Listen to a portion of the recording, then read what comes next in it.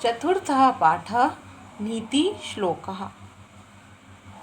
बच्चों, हमारे पूर्वजों ने, ऋषि मुनियों आदि ने अपने अनुभव के आधार पर हमें मार्गदर्शित करने के लिए कुछ गुण और अवगुणों की विवेचना की है। कुछ गुण बताए हैं जो कि इंसान में होना चाहिए और कुछ अवगुण भी बताए हैं जो कि हमारे अंदर नहीं होना चाहिए, जिनसे हमें बहुत हानि होती है।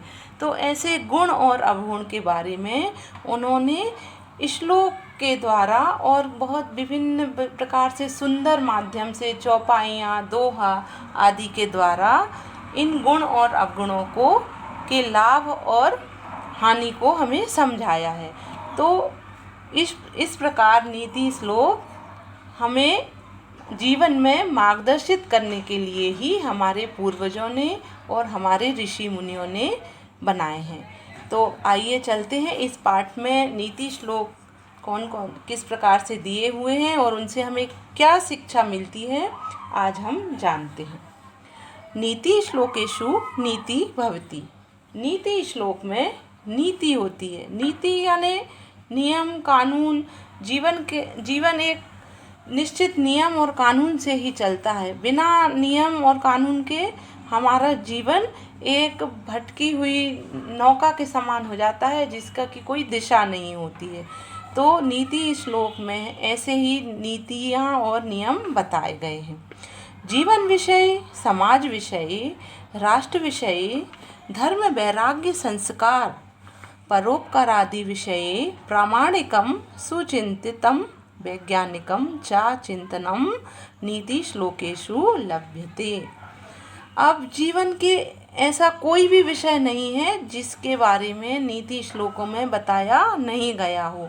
चाहे वह समाज का विषय हो, समाज के विषय पर भी नीति श्लोक हैं, राष्ट्र विषय हो, धर्म का, वैराग्य का, संस्कारों का, परोपकार आदि अनेक विषयों पर प्रामाणिक और बहुत महत्वपूर्ण और वैज्ञानिक चिंतन के द्वारा नीति श्लोक लिखे गए हैं, जिनसे कि हम आज भी लाभ प्राप्त कर रहे हैं। संस्कृते नीतिम आश्रित्य श्लोक रचनायाः, शतकर रचनायाः च परंपरा अति प्राचीना विद्यते। संस्कृत में नीति पर आश्रित श्लोक रचनाओं की रचना जो परंपरा है वह अति प्राचीन है। वस्तुतः अल्पे शब्दे महनीय भाषाणाम उदात्त विचाराणां श्रेष्ठ विषयाणां च महत्वपूर्ण विवरणं नीति श्लोकेषु लभ्यते। नीति श्लोकों में बहुत ही कम शब्दों में बहुत महत्वपूर्ण भावनाओं और बड़े ऊंचे विचारों के साथ और अच्छे अच्छे विषयों पर महत्वपूर्ण विवरण हमें नीति श्लोकों से प्राप्त होते हैं और हम उनका लाभ उठा सकते हैं। तो आइए हम अब देखते हैं कि हम इस पाठ में कौन कौन से नीति श्लोक दिए गए हैं और वह हमारे जीवन में कितने उपयोगी हैं। इनको अपनाकर या इनको याद रखकर हम ताउम्र इनसे लाभ ले सकते हैं।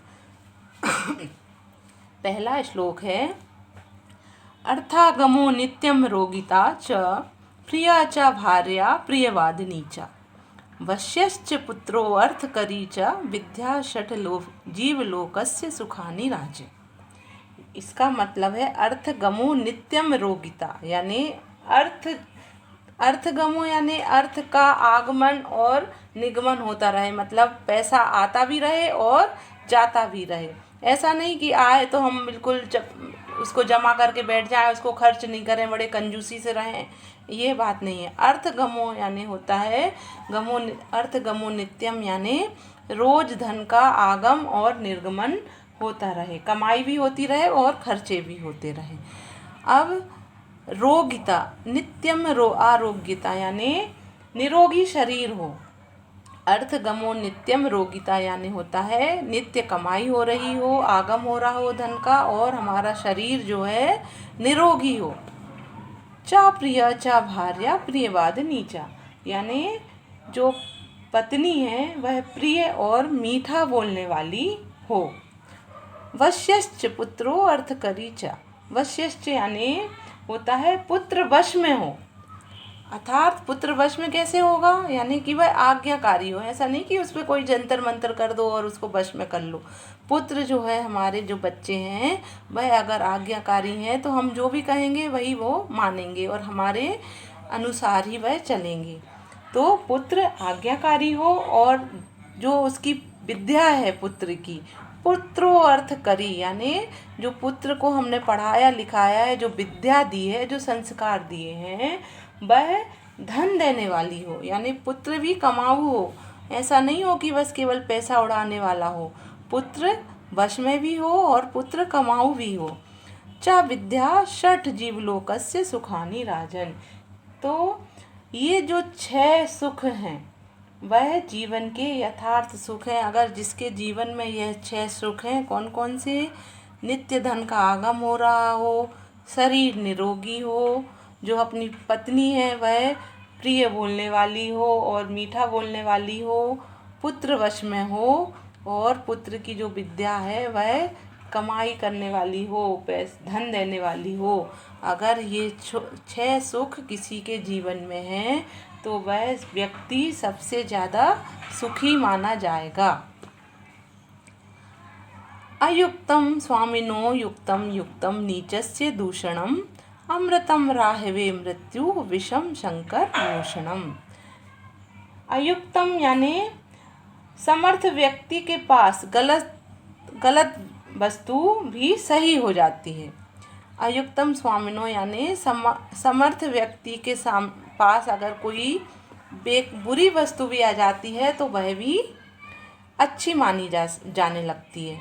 युक्तम नीचस्य दूषणम, और अगर कोई अच्छी वस्तु भी अगर किसी नीच व्यक्ति के पास चली जाए तो वह जो अच्छी वस्तु है वह भी अच्छी, मतलब उसको गलत मानने लगते हैं, हानिकारक मानने लगते हैं सभी लोग। इसका अमृतम राहवे मृत्यु, जैसे कि जब राहु ने, जब दैत्यों ने और देवताओं ने मिलकर अमृत निकाला था तो राहु क्या हो गया था, देवता बनकर देवताओं की लाइन में बैठ गया था और उसको अमृत मिल गया था।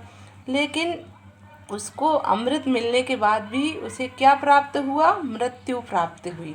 और शंकर ने जो वहाँ से अमृत निकालने के पहले जो विष निकला था, शंकर ने उस विष को धारण किया था।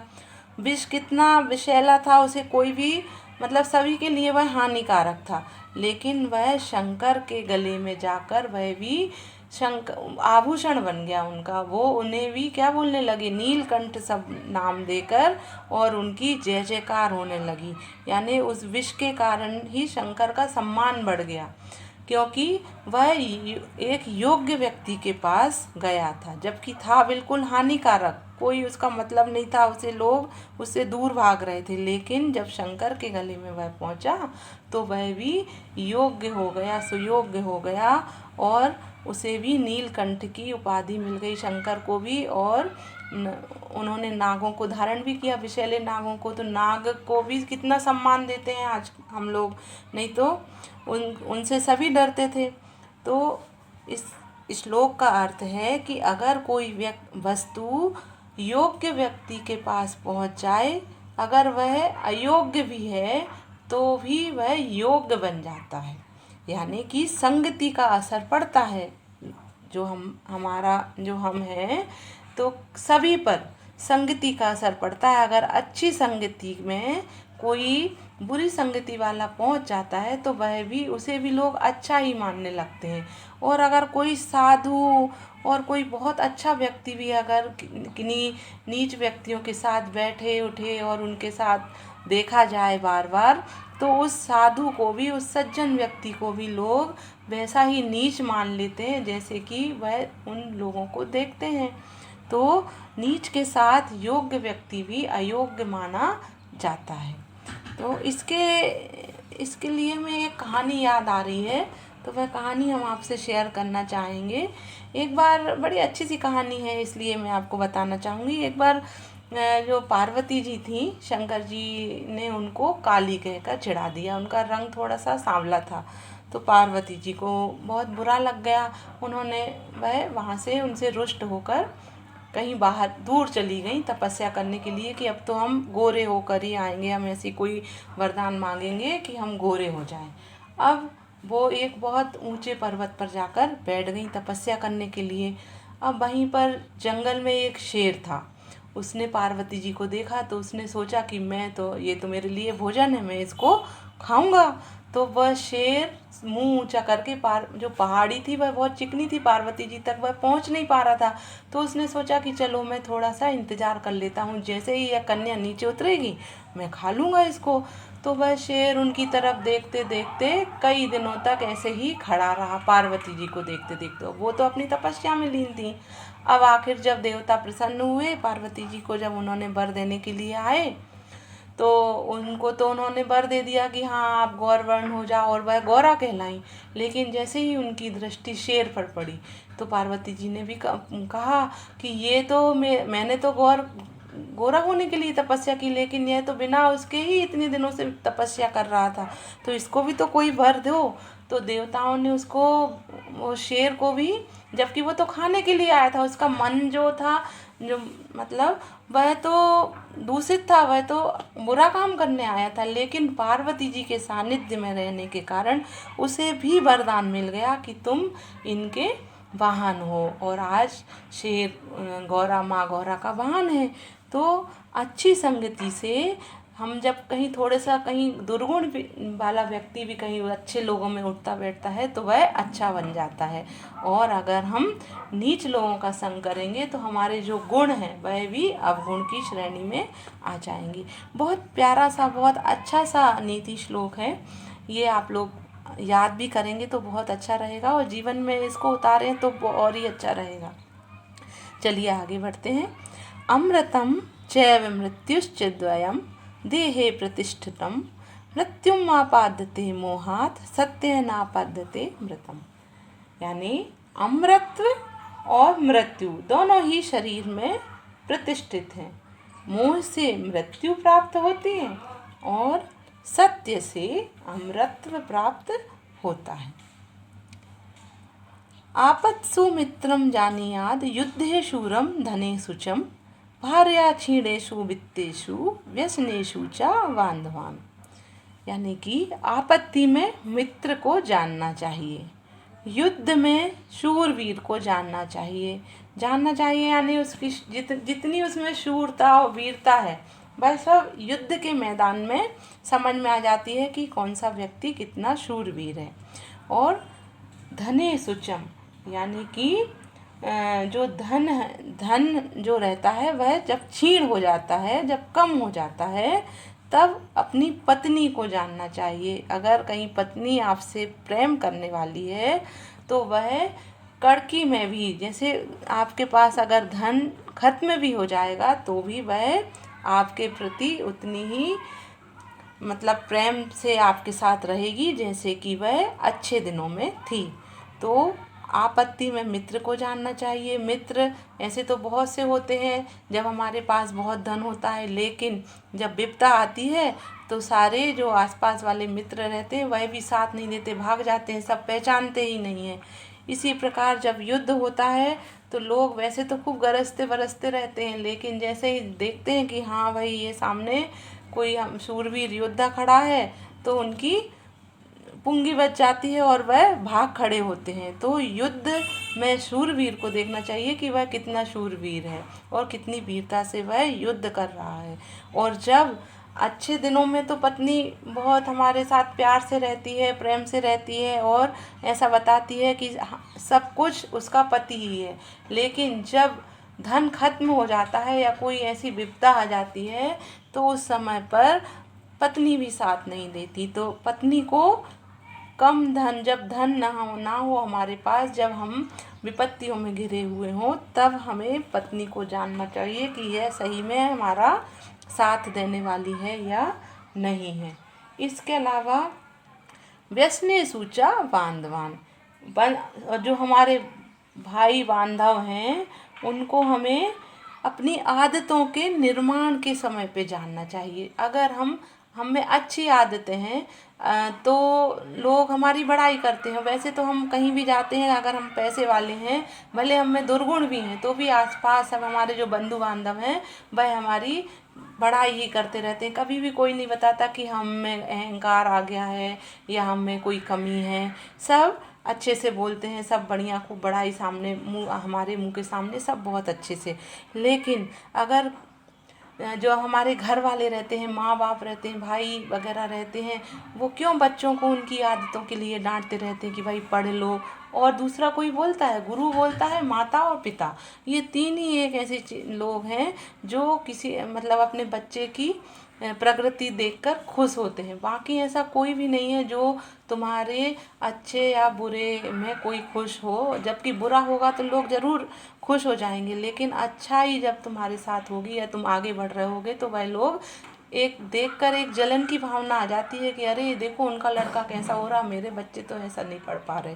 तो जब बंधु बांधवों को जब हम अपनी आदतें बना रहे होते हैं, तब हमें जानना चाहिए कि कौन हमारा है, कौन पराया है। तो जो हमारा होगा वह हमारे हित की बात करेगा, और अगर जो हमारा नहीं होगा तो वह हम जैसे भी हैं वैसे में ही हाँ हाँ हाँ करके और हमें टाल दिया करेगा। तो इसलिए कहा गया है इन नीति वचनों में कि आपत्ति में मित्र को, युद्ध में शूरवीर को, और जब धन का आगम कम हो तब पत्नी को, और अपनी आदतों के निर्माण के समय अपने बंधु बांधवों को जानना चाहिए। इस भाग में हम इतने ही श्लोकों का अर्थ बता रहे हैं। अब आगे के श्लोक का अर्थ दूसरे भाग में बताएंगे।